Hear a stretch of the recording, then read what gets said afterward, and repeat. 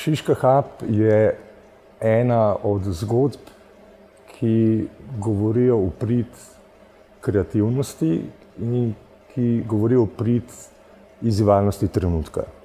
Je infrastruktura, je pa predvsem vsebina.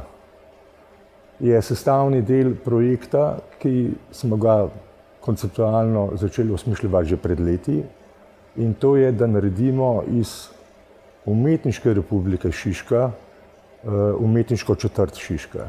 To se zdi malce defenzivno, ampak v bistvu gre pa za to, da gre za komplementarni poseg v prostor, zato da trg prekomorskih brigad postane znova trg, zato da se oživi z primernimi vsebinami, kot recimo računalniški muzej, arhitekturno zaščiteno hišo v bližini, in da se omogoči produkcijske prostore poglavitno tisti sferi, ki je zdaj trenutno najbolj ogrožena, in to so nevladne organizacije v kulturi.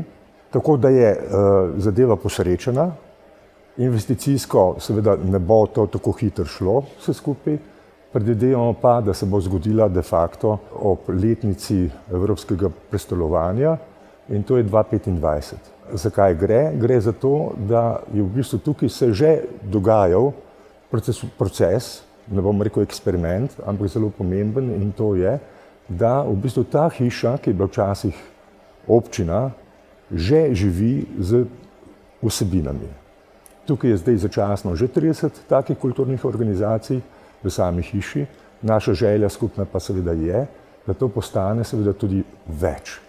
Da to ne gre samo za pisarniške prostore, ampak gre tudi za odprte galerije, studije, ateljeje, rezidenčne prostore, po možnosti tudi prenočišča za predvsem tuje izvajalce, z lastno infrastrukturo, vključno z enim black boxom, kot se mu rečemo, in to je v bistvu prireditveni prostor, ki je namenjen pa seveda predvsem tudi preizkusu v fazi ustvarjanja določenih produkcij. V širšem območju seveda to pomeni tudi vsaj vodnikov domačijo, in ker že doslej imamo zelo dobre odnose med seboj, ne glede na status, sem prepričan, da bo to projekt tudi uspel.